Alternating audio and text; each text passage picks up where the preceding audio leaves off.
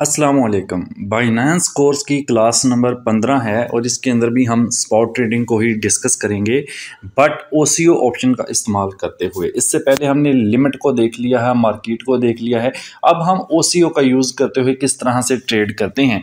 OCO का मतलब होता है वन कैंसल द अदर। इसका मतलब है कि इसमें हम दो ऑर्डर्स लगाते हैं, जिसमें से एक फिल हो जाता है तो दूसरा ऑटोमेटिकली कैंसिल हो जाता है। तो अब इसको हम प्रैक्टिकली किस तरह से देखेंगे। कोई भी टोकन अगर आप बाय करने जा रहे हैं या फिर आप उसको सेल करने जा रहे हैं, तो दोनों सूरतों में आपके लिए ये जो टेक्निक है ये एक फ़ायदेमंद टेक्निक हो सकती है। ठीक है, तो यहाँ पर देखिए, आपने जस्ट बाइनेंस का अकाउंट ओपन करना है और यहाँ पर आपने ट्रेड के ऊपर क्लिक कर लेना है।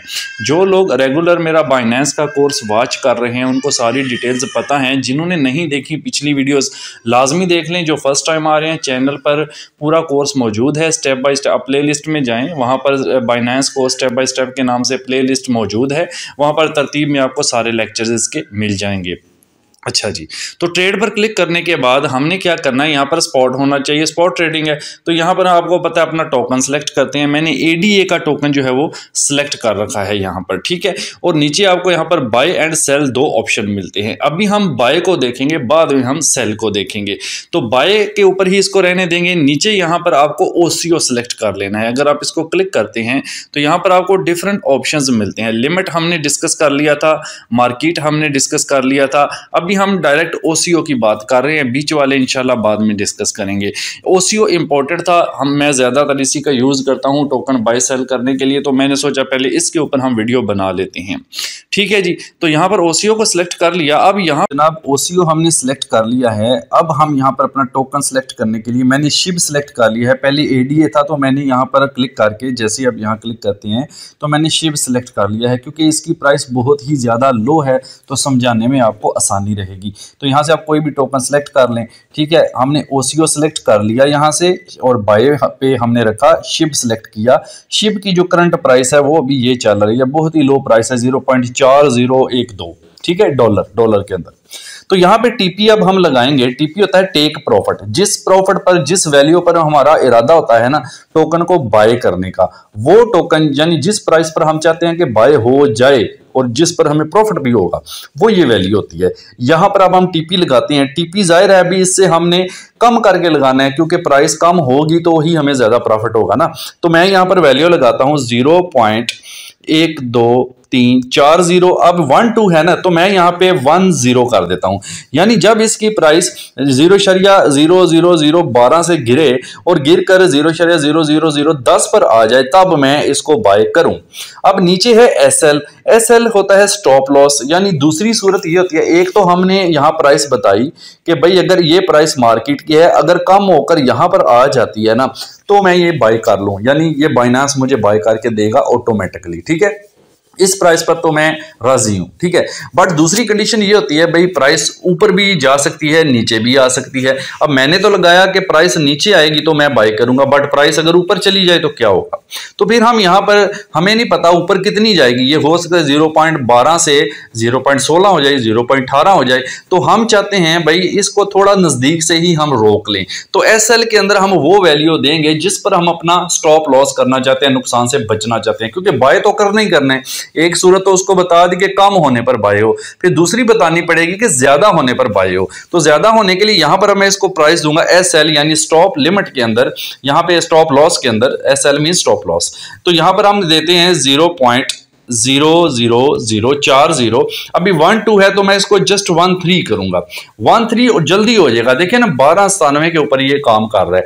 तो ये 13 का मतलब होगा कि अगर इसकी प्राइस 13 पर चली जाती है, ठीक है, ज्यादा नुकसान नहीं करना ना, ज्यादा बढ़ेगी तो फिर जाहिर बात है मुझे महंगा पड़ जाएगा ना। तो कोशिश करें नीचे जो वैल्यू है ना, ये वाली SL limit, stop loss limit, ये भी सेम दे दिया करें। ठीक है, यानी 0.000, यानी सॉरी पॉइंट भी लगाना है, पॉइंट के बाद 1 2 3 4 0 और यहां भी 13 लिख दिया। यानी आपकी कोशिश करें ओसीओ के अंदर ये वाली प्राइस और ये वाली प्राइस आप सेम दे दिया करें। ठीक है, क्योंकि देखें, जो अगर आप ये प्राइस डिफरेंट देंगे भी तो मसला वही है, आपका टोकन दो ही प्राइसेस के ऊपर बाय होगा। या तो वो इस प्राइस पर बाय होगा या फिर वो इस प्राइस पर बाय होगा। ठीक है, ये बीच वाली पर वो बाय नहीं होता, उस पर जस्ट आपका ऑर्डर एक्टिव होता है। तो बेहतर है आप ये दोनों वैल्यूज आप इसको सेम दे दिया करें। ठीक है, तो यहां पर होगा क्या, अब देखिए मैंने इसको बताया भाई करंट प्राइस ये है, अगर गिर कर 0.4010 तक आ जाती है ना, ठीक है, फिर तो मुझे बाय कर दो, फिर तो मैं राजी हूं। अगर दूसरी सूरत में मेरी सोच के उल्टा हो जाता है, प्राइस नीचे आने के बजाय ऊपर चली जाती है, तो फिर ज्यादा ऊपर न जाने देना। मैंने बाइनेंस को बताया है कि ज्यादा ऊपर न जाने देना इसको, यानी 0.00013 पर इसको रोक लेना, मुझे 13 पर ही बाई कर देना। बाद में भले वो 14 पे चला जाए, 15 पे चला जाए, 16 पे चला जाए, वो मेरा मसला नहीं है, मुझे यार 13 पे बाई कर देना, ये मेरा स्टॉप लॉस है, इससे ज्यादा लॉस में नुकसान बर्दाश्त नहीं कर सकता, तो मैंने स्टॉप लॉस लगा दिया। अब कितना बाय करना है, यहां पर देखें नीचे मेरे पास अवेलेबल बैलेंस $8.67 शो कर रहा है। ठीक है, अब मैं दो तरीके से वैल्यू दे सकता हूं, या तो यहां पे अमाउंट शिब लिखा होता है, आप शिब की वैल्यू डाल दें कि मुझे 100, 200, 1000 शिब कितने चाहिए वो यहां पे डाल दें, या नीचे लिखा होता है टोटल USDT, यहां पे आप डॉलर में वैल्यू डाल दें कि मुझे $4 के ले दो, मुझे $5 के ले दो। तो मैं तो ज्यादातर डॉलर वाला तरीका ही इस्तेमाल करता हूं। इसके अलावा आपके पास एक स्लाइडर भी होता है, ये वाला स्लाइडर होता है भाई, आप इस स्लाइडर को पकड़ के इधर खींच लें तो परसेंटेज में भी आप इसको 50%, 25% जितना बाय करना चाहते हैं वो दे सकते हैं। मैंने स्लाइडर को खींचा, देखे 40% पर ये आ गया, 40% पर ये बन रहा है $3.46 का। बहरहाल मैं स्लाइडर का यूज नहीं करूंगा, मैं ज्यादातर टोटल USDT वाला यूज करता हूं। तो मैं यहां पर क्या करूंगा, इधर टोटल डॉलर में वैल्यू दूंगा कि कितने का मुझे दो। 8 टोटल है मेरे पास, मैं कहता हूं यार मुझे $6 का ले दो। ठीक है, यहां पर मैं 6 इंटर कर देता हूं।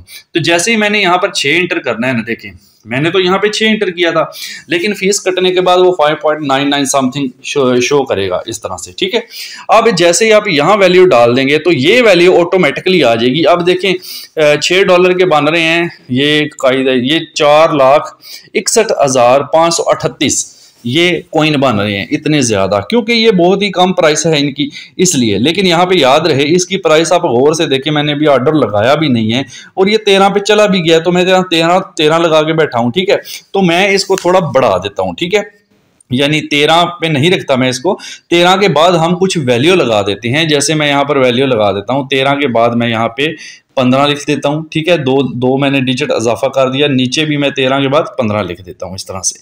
ठीक है, यानी एक 0.13 के ऊपर अब ये जाएगा, क्योंकि जल्दी ना हो जाए। अब ये सारा डाटा फिल हो चुका है। अब मैं आपको एक बार गाइड कर देता हूं कि ये कैसे काम करता है। देखें जी, टोकन जो सिलेक्ट किया उसकी करंट प्राइस तो हो गई ये। एक चीज मैंने बाइनांस को बताई भाई, गिरने के बाद अगर प्राइस गिर के 10 तक आ जाती है, 0.4010 तक आ जाती है, तो मुझे बाय कर देना $6 की। ठीक है, फिर तो मेरा फायदा है क्योंकि ये मेरा टेक प्रॉफिट होगा। बट अगर बाइनांस में ऐसा नहीं होता, यानी मार्केट की प्राइस जो है वो गिरने की बजाय ऊपर जाना शुरू कर देती है, तो मैंने फिर उसको एक चीज बतानी है भाई, स्टॉप लॉस, कि इस पॉइंट पर 13-15 पर जब प्राइस चली जाए ना मार्केट की, तब मुझे बाय कर देना, इसको ऊपर ना जाने देना भाई, 14 पे ना जाने देना, 15 पे ना जाने देना, 16 पे ना जाने देना, यानी 0.40, 15, 16 इस तरह ना जाने देना। इस तरह फिर मैं बाय करूंगा तो मुझे सेल करने में नुकसान होगा बाद में।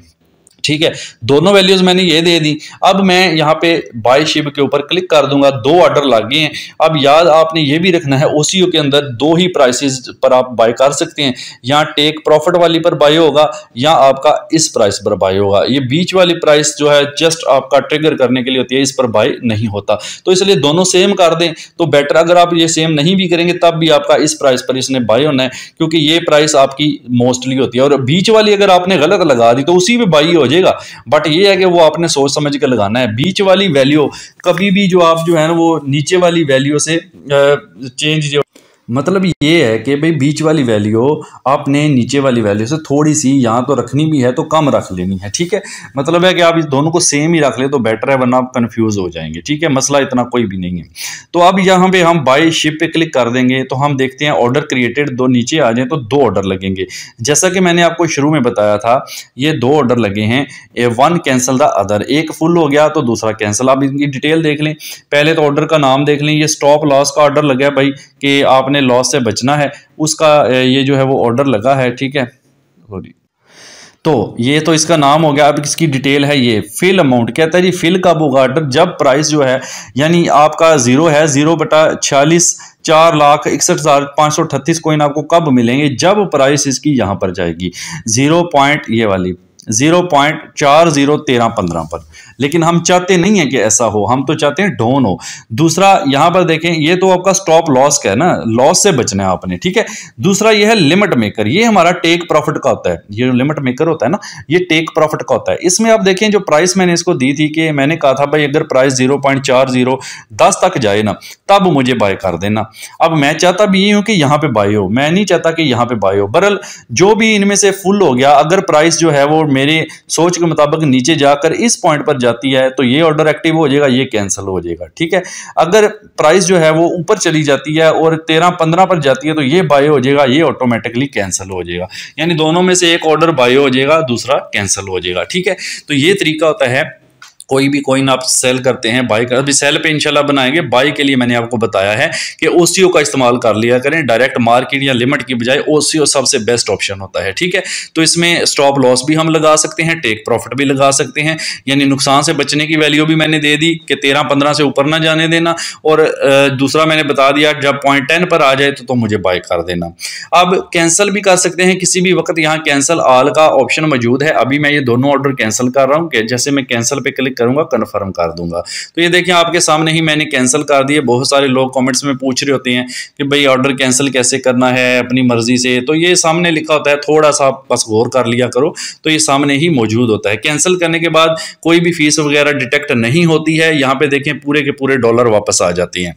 फीस डिटेक्ट तभी होती है जब आपका एक ऑर्डर दोनों में से कंप्लीट हो जाए। अगर कोई भी ऑर्डर कंप्लीट नहीं हुआ, आपने कैंसिल कर दिया, तो आपकी कोई भी फीस डिटेक्शन नहीं होगी, ठीक है जी। तो ये ओसीओ के बारे में था। अभी नेक्स्ट इंशाल्लाह इसके सेल के ऊपर भी मैं बनाऊंगा वीडियो। अगर बाय वाली आपको अच्छी लगती है लाइक कमेंट जरूर किया करें, चैनल को नए हैं तो सब्सक्राइब कर लें। व्यूज बहुत थोड़े आते हैं और इसलिए मैं 2-3 दिन लगा देता हूं वीडियो बनाने में, दिल ही नहीं कर रहा होता यार, फिर भी मैं सोचता हूं चलो यार वीडियो बना ही देते हैं, ठीक है। व्यूज नहीं आते, कमेंट्स नहीं आते, लाइक्स नहीं आते, फिर मजा भी नहीं आता, ठीक है। तो कोशिश करें यार ज्यादा से ज्यादा शेयर करें, लाइक करें, ताकि थोड़ी सी मोटिवेशन तो हो ना हमें, ठीक है। आपके लिए इतनी मेहनत से ये कोर्स बना रहे हैं, ऐसा कोर्स आप सर्च कर लें, इतनी डिटेल में आपको कोई नहीं मिलने वाला, ठीक है ना। So thank you so much.